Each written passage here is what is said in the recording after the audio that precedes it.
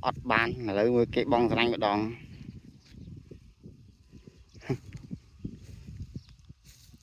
quạt bong thiệp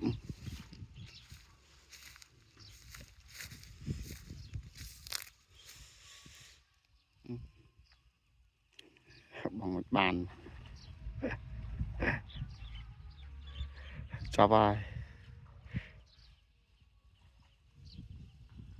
cái mình sân khâm đây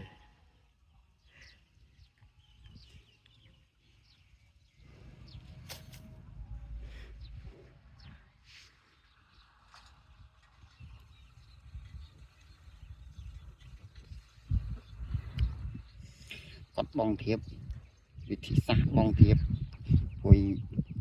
miền đại giờ Sarai miền trọ ít lòng trọ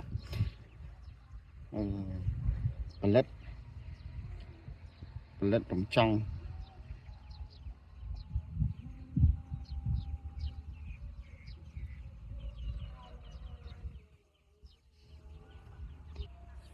mình bán ta lại stop video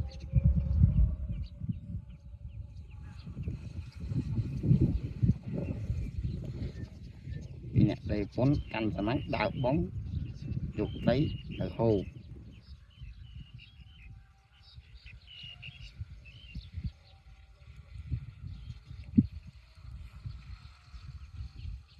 giờ chưa được liền ca biết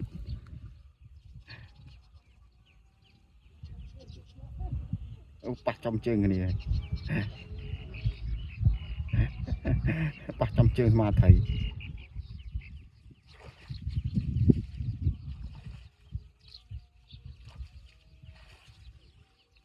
lưu dùm đây đi đây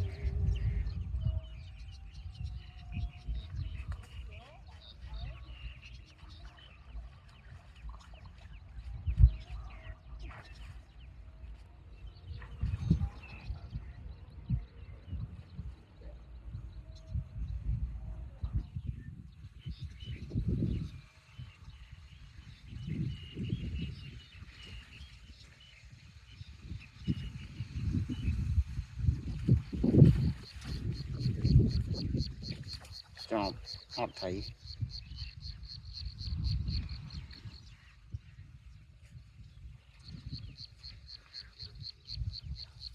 lực